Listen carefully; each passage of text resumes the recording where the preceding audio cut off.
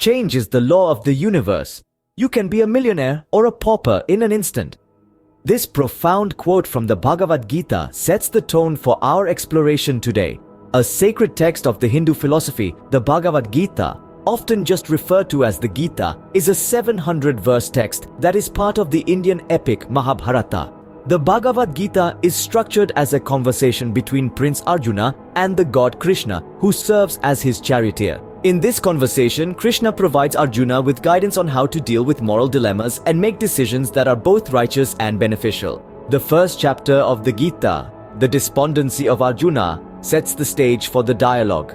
Arjuna is paralyzed by sorrow and moral dilemma on the battlefield, torn between his duty as a warrior and his love for his family who stand on the opposing side. In the second chapter, Transcendental Knowledge, Krishna begins his teachings, introducing the concept of the immortal soul.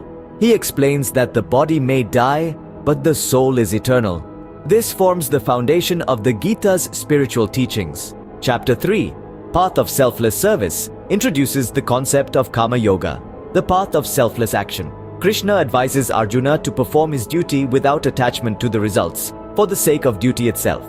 The path of divine knowledge is explored in the fourth chapter. Krishna reveals his divine nature to Arjuna and explains the cyclical nature of creation and destruction. The fifth chapter, the Path of Renunciation, discusses the concept of Sankhya Yoga, the analytical knowledge of reality beyond perception. It emphasizes the importance of knowledge and the practice of selfless action.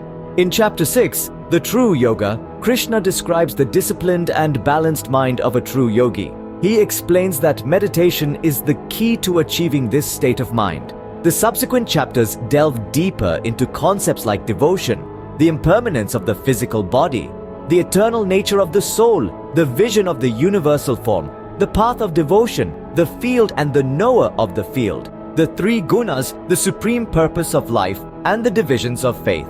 To summarize, the Bhagavad Gita teaches us to live a balanced life, perform our duties without attachment to the results, understand the impermanence of our physical bodies, and recognize the eternal nature of our souls. It encourages us to meditate, cultivate knowledge, and live a life of selfless action. The Bhagavad Gita is not just a religious book that propounds Hindu philosophy. It is a universal scripture applicable to people of all temperaments and for all times. It is a book with sublime thoughts and practical instructions on yoga, devotion, Vedanta, and action.